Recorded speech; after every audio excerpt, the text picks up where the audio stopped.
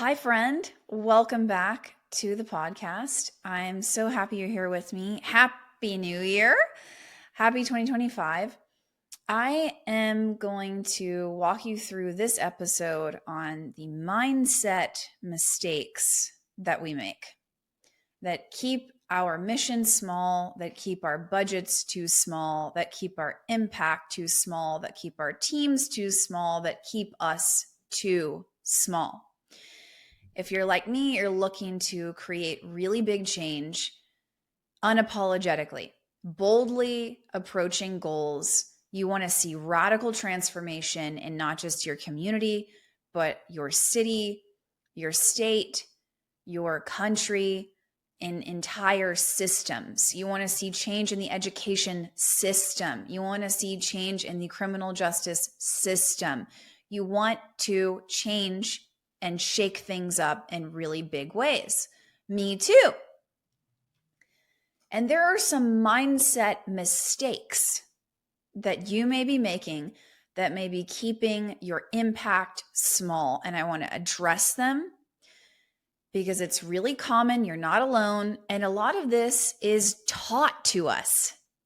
A lot of this is passed on as, quote, good advice that is meant to keep us in a box.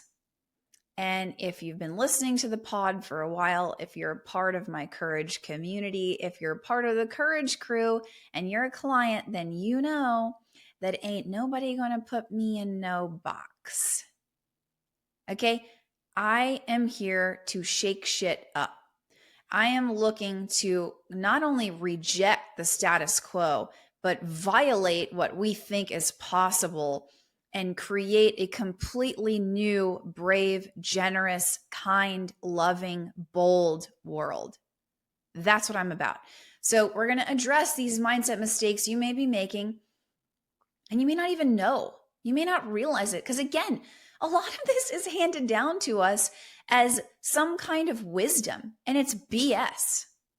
And the first is one of the biggest, okay?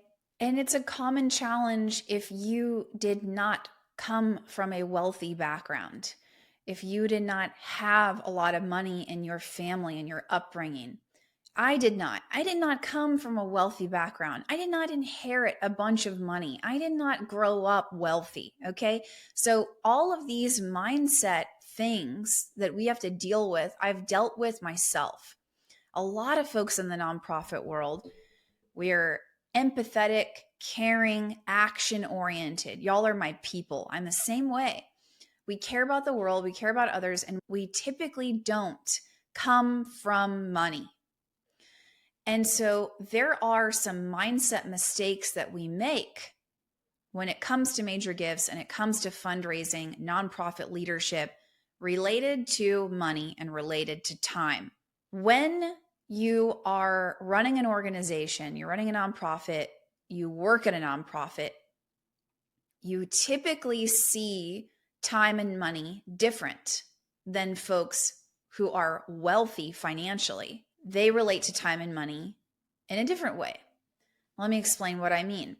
When you're raising money, your mindset is money is scarce, talking about money is rude, it's lacks class, right? It's not kosher. And good people actually don't talk about money. It's rude to do so.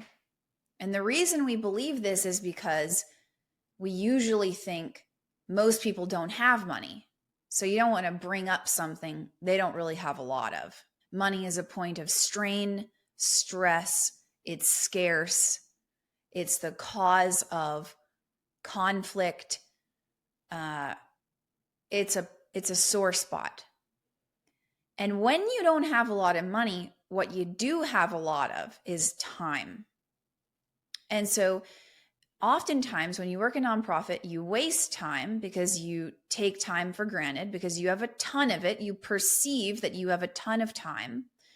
This is why we're so comfortable asking volunteers to donate their time, because we are fine with people donating their time. We're fine with it. We don't think that is a high cost to give time. But asking people for money, now that's presumptuous.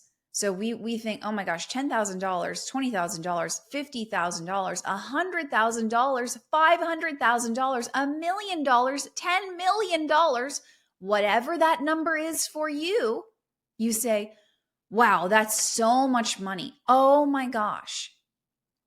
And the mindset mistake that we make is X amount of money is a lot of money. I could never ask one person for that. That's too much money for one person to give. We start to budget our donors' philanthropy for them. And we say, hold it right there, bucko. That's too much money for you to be giving. Mindset mistake. Because of our values, our background, the things that we've been taught and told and socialized about time and money. People can give their time, right? Invite people to volunteer. But asking them for money, no. How, what an imposition. How rude, how gauche. Now, if you're a wealthy person, ultra high net worth individuals, right? I've met with hundreds of them personally, one-to-one, spent a lot of time with wealthy people, a lot of time. And I can tell you that their mindset in relationship to money and time is different.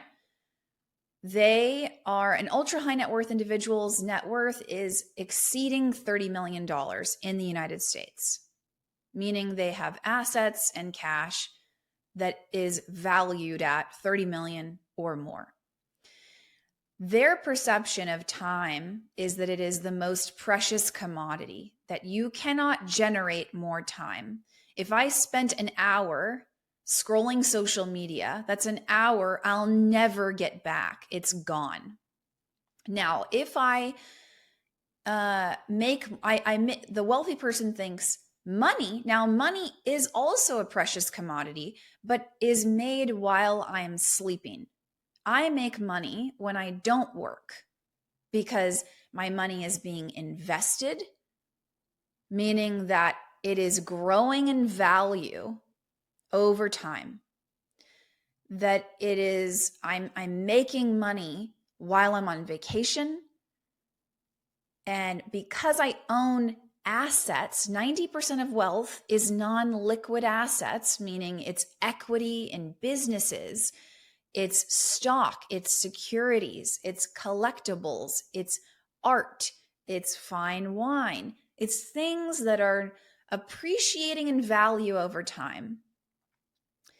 And so as time passes, my wealth, right, this is the way the wealthy person thinks, my wealth does not decrease. It isn't a pie with a finite amount. If someone is worth $30 million and you, the nonprofit leader, ask them for $1 million, they do not now have 29 million.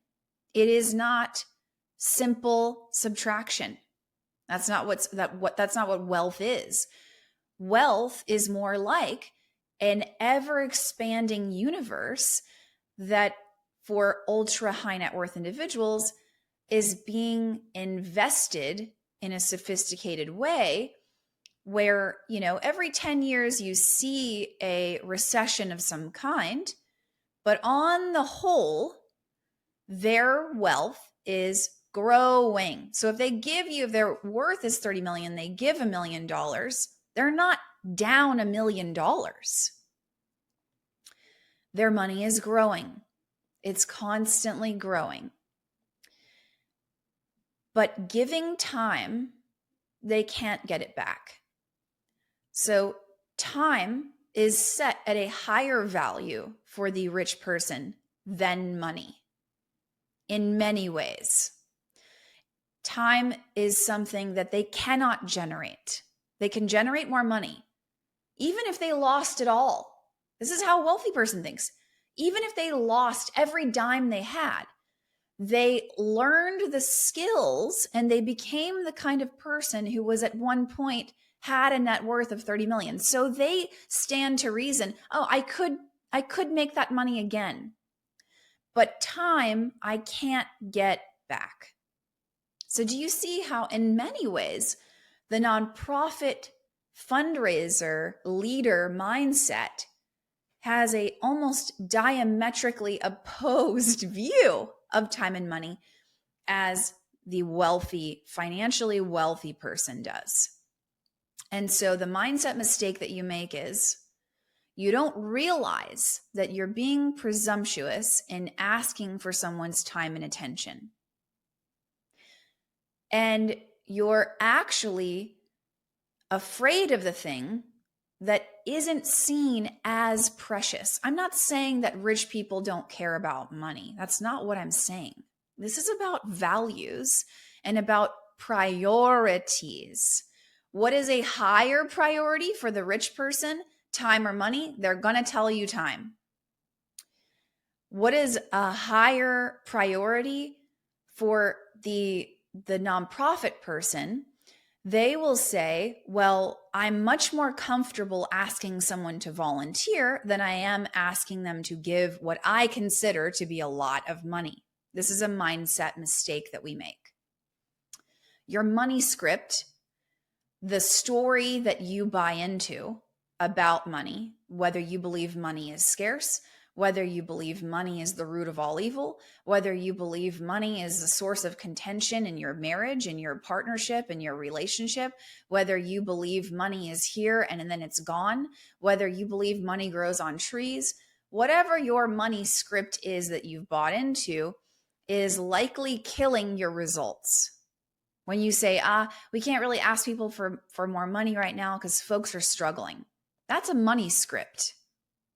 These are mindset mistakes that actually sabotage us. We unknowingly sabotage ourselves in having a losing mindset that we've just decided, well, it's not going to work because people don't have money, because I'm convinced that money is hard to come by. So let's just ask people to volunteer. That's a worldview that you're bringing to the table. It doesn't necessarily mean it's right or wrong. It does impact your ability to raise millions of dollars. That mindset limits you and your results. So the point I'm making is change your relationship and your perspective. Practice empathy when it comes to time and money and your relationship to time and money. Consider that your donors do not perceive time and money the same way that you do. The next is that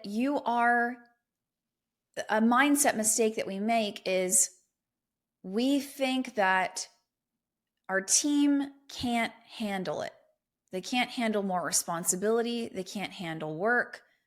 The fastest and best way to get something done is to do it yourself.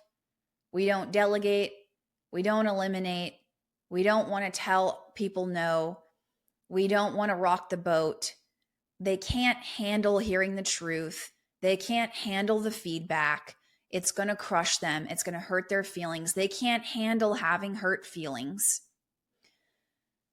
And you don't need more team meetings. You don't need more emails. You really don't. What you need is radical accountability, and you need honesty. The mindset mistake that we make is we think that we should be less honest with our teams to save their feelings, and that somehow is kindness. And then we're on we're on a scale of 0 to 10. We're a 10 on the honesty scale when it comes down to performance reviews. But in between the 6 months or the 12 months, we're on a 5 or a 6 with our direct reports, with our team, with the people we work with day in and day out. The mindset mistake we make is they can't handle the truth and I can't deliver it in the best way possible. So I'm going to avoid it altogether. I'm going to pretend like it isn't that bad and allow it to build resentment and then just put more and more of the responsibility on my back in the meantime. I will just shoulder more of the work because they can't handle it. This is a mindset mistake, and you're actually selling your team short. And it ain't right. Change your relationship with your team. Change your mindset. I've literally had to tell a client, these people that work for you are adults. They can handle it. They're grown. And if you're right, and they can't handle hearing the truth, then they don't belong on the team. They're not acting like an adult, and it's time for them to go. It's probably past time for them to go.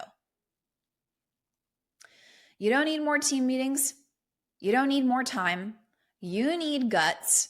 You need honesty and radical accountability. Hey, you said you were going to do this thing. You didn't do it. What's going on? What happened?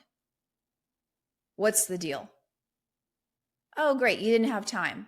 Well, were you confused about the priority? Were you confused about the deadline?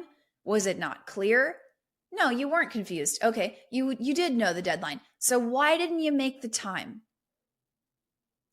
What was stopping you from doing your job? These are the kinds of conversations we need to have. It's real. It's real. It's time to get real.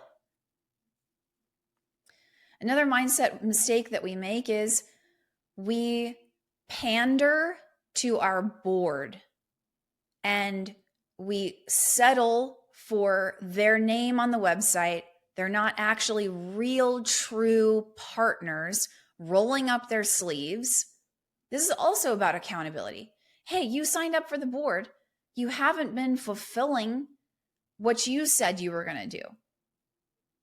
I mean, at minimum, it could be you haven't been showing up to the meetings. You haven't been offering to help. You've been giving me a bunch of ideas. I don't need your ideas. I need your actual help. I need you to roll up your sleeves. I need you to introduce me to folks who you think could be a part of what we're doing. What's stopping you from doing that? Like, let's get real. The mindset mistake we make is, well, they don't have time. They're busy. I don't want to bother them. I don't want to burden them. Well, they didn't really commit to being a fundraising board when they joined the board. Well, we didn't really have them sign a commitment. So who cares? Call them up and say, hey, you know what? Moving forward, this is what we want the board to do. Are you in or are you out? Like, this is what we need if we're going to another level. If they're checked out, it's time to reestablish some expectations. Get your board chair, get everybody on the same page, and let's get this going. Like, we can't make excuses for people because we're nice. Yikes, that's not going to get it done. Don't you have huge goals? Don't you need to raise millions of dollars? It's going to take everybody's help. You need to change your relationship with risk. You think that you can keep doing what you're doing and it'll all be all right. And you've got to change your relationship to, well, I don't want to make someone uncomfortable. I don't want to be perceived as presumptuous. I don't want to offend anyone. I'm not sure if my team is comfortable doing that. I need to make sure that this is natural, that this is organic. I'm telling you, these words are a surefire sign you have a crappy mindset. It's holding you back. Have you ever done something that you really had to learn how to get good at it, and you eventually got good at it? It was not natural. It was not organic. It was intentional. It was deliberate. You had an intention and you executed against that intention. And at first, There was nothing natural about it. I can assure you, when I started my business over 6 years ago, talking as much as I talk and recording my mug on a video and on all these screens was not natural. I did not want to do it. I still, to this day, am like, really? I got to do more talking and put my face on the freaking video? It's not natural. And you know what? That's kind of a good thing. I mean, if this was natural for people, it's called narcissism, isn't it? I mean, forget it feeling natural. Forget it. Forget that if you are looking for comfort, you're in the wrong job.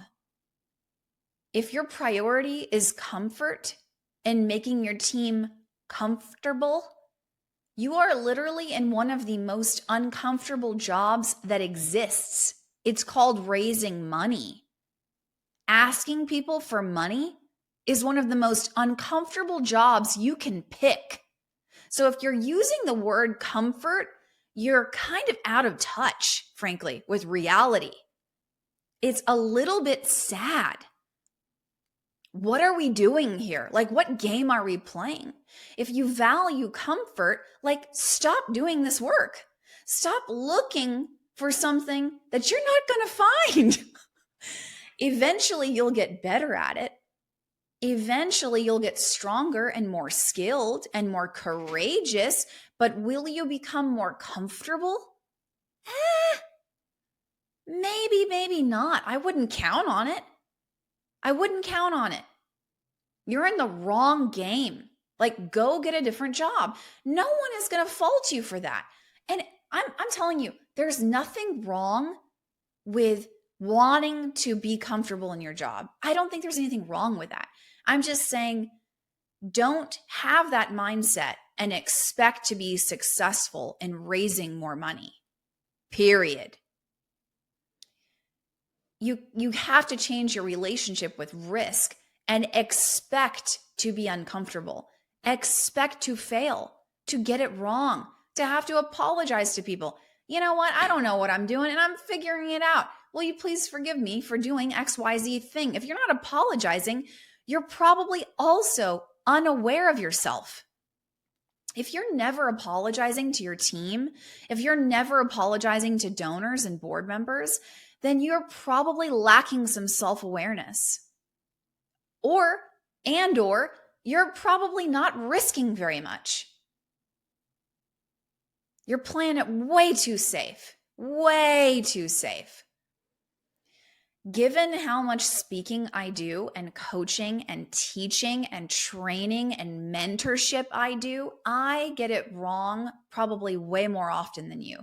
But I also get it right more often because I have so many reps. I've had so many conversations. I've learned from so many donor meetings. I've had terrible meetings. I've had successful meetings. I've had meetings that are just okay. And I've learned from all of it. Taking action, taking a risk when you do not have all the information you need, that's the game we're playing.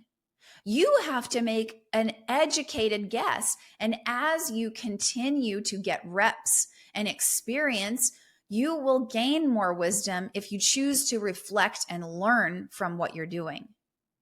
There are people with decades of experience with very little wisdom because they don't reflect on what's working. They think that their success comes from getting lucky. And that couldn't be farther from the truth. Yes, there's luck involved. There is fortune. There are blessings that we don't deserve that I believe God throws us a bone. He actually cares about us and has our back, even when we work against our own self-interest and what's best for us and best for the world. God still can use it for good. That's my own belief. That's my faith. Another mindset mistake that we make is we say, we just take rejection personally. We think that when someone says no, that it's the end of the world, that it's the ultimate failure. Nothing could be worse. You can't bear to hear no. Well, if you can't bear to hear no, that's a sure sign something's wrong.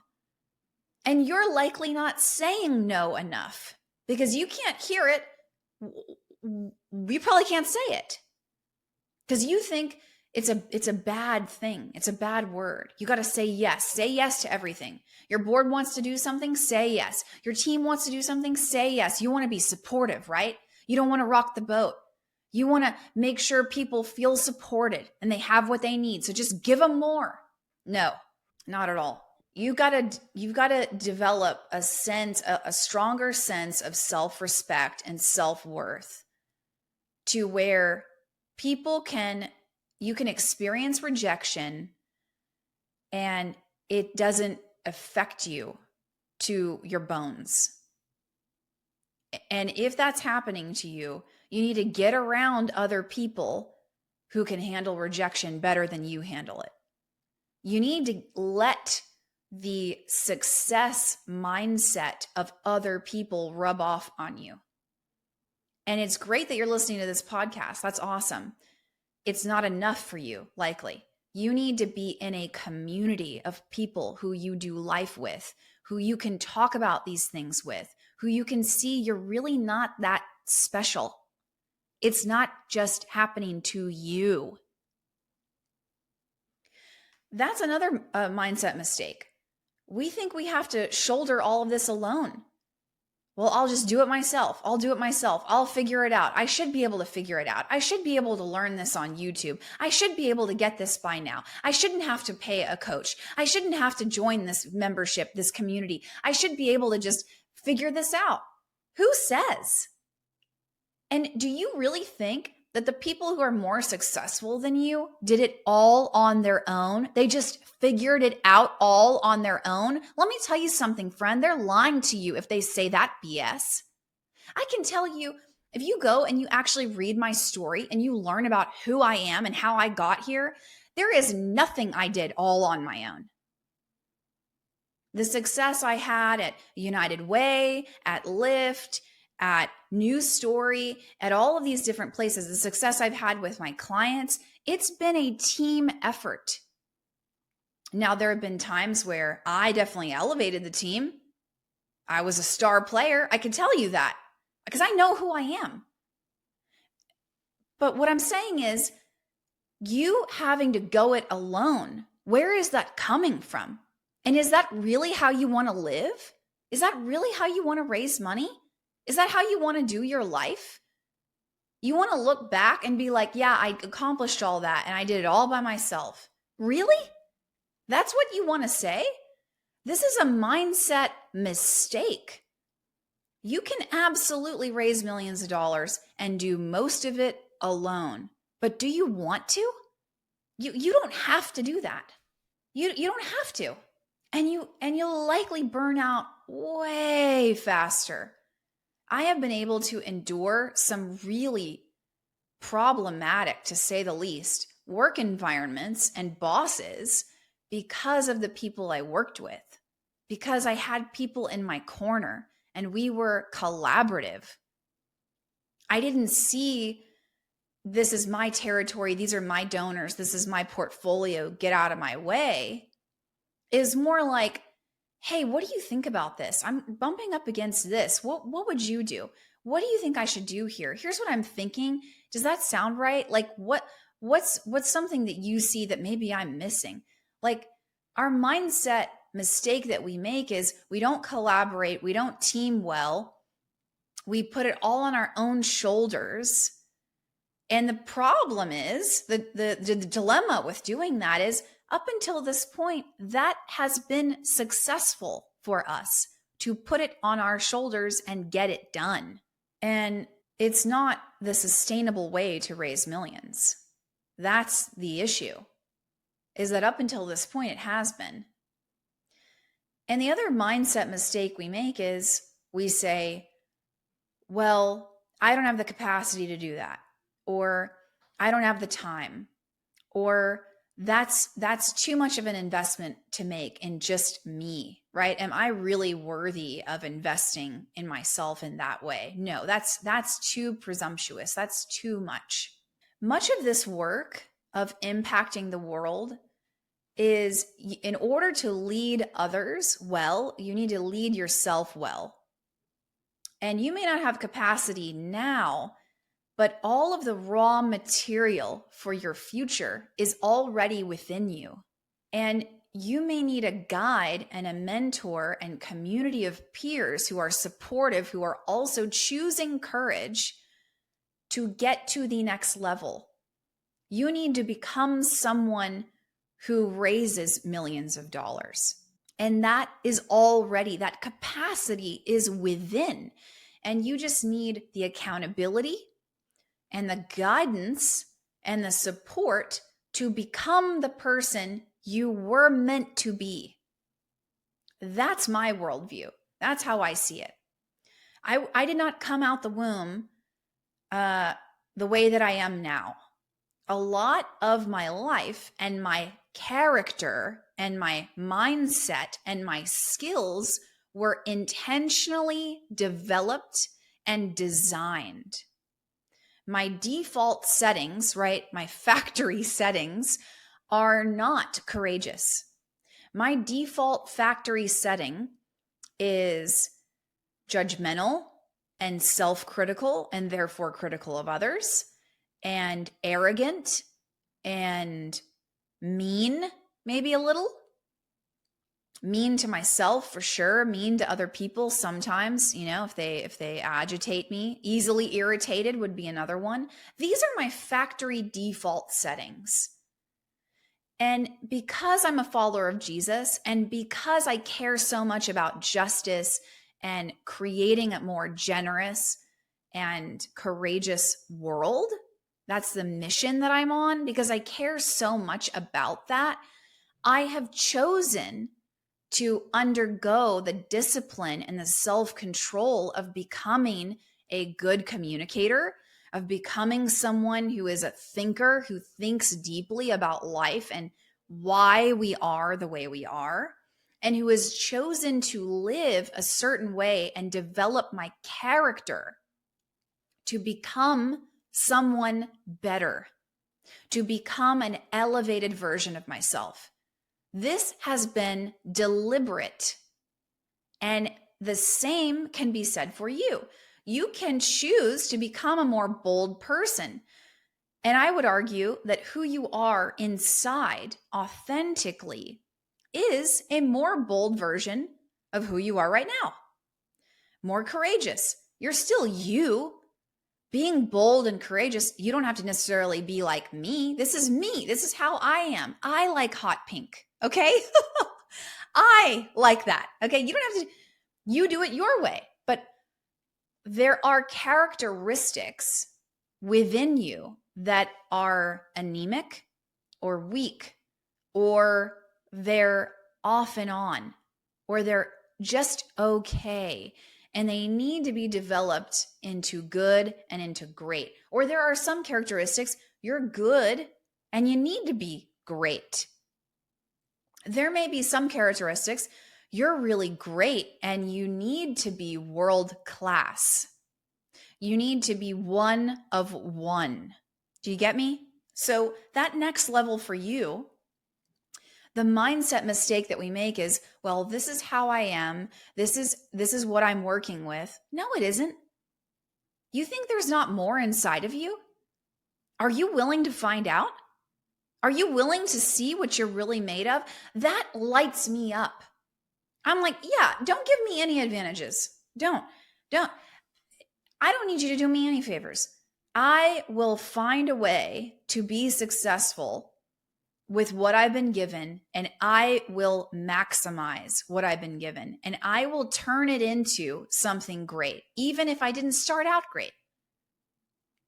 It's all good. I want to see what's possible. I want to see what I'm capable of. I want to see what I can actually do. Like, what is possible? How good can life get? How much money can I raise? How much fun can I have? How much of an impact can I create? How many people can I help? How transformational can their lives be after working with me? How quickly can someone change? How inspirational could I become? How much of a good communicator could I be? What is in here, And that is so exciting to me, the journey of becoming. And the mindset mistake that holds us back is we say, well, I don't have this and I don't have that. We focus on what we lack, and it's a mistake. You are great within, and I know it.